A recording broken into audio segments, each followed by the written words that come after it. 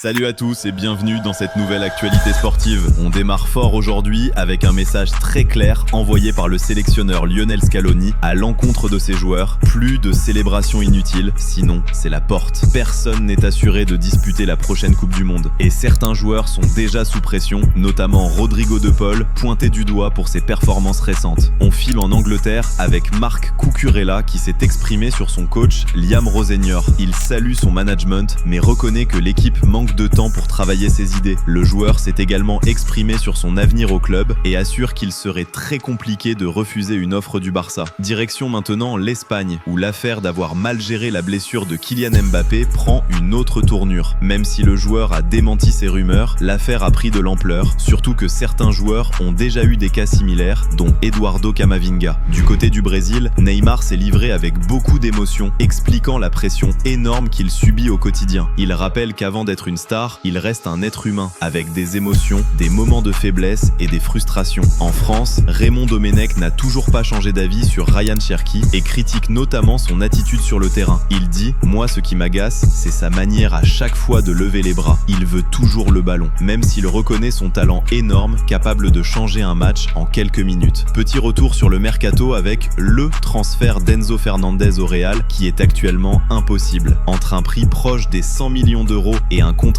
longue durée à Chelsea, le transfert semble bloqué. Du côté de Barcelone, le club autorise Rafinha à poursuivre sa récupération au Brésil jusqu'à la semaine prochaine. Il suit scrupuleusement les consignes du Barça et travaille avec un kinésithérapeute de confiance et devrait être disponible pour affronter le Real Madrid le 10 mai. On termine en Italie avec Romelu Lukaku qui est officiellement écarté du groupe de Napoli après avoir ignoré la convocation en vue de la reprise des entraînements. Le club se réserve le droit d'envisager l'adoption des mesures disciplinaires qui s'imposent, ainsi que la suspension pour une durée indéterminée de la participation du joueur aux entraînements collectifs. C'est tout pour cette vidéo et on se retrouve très bientôt pour de nouvelles actualités.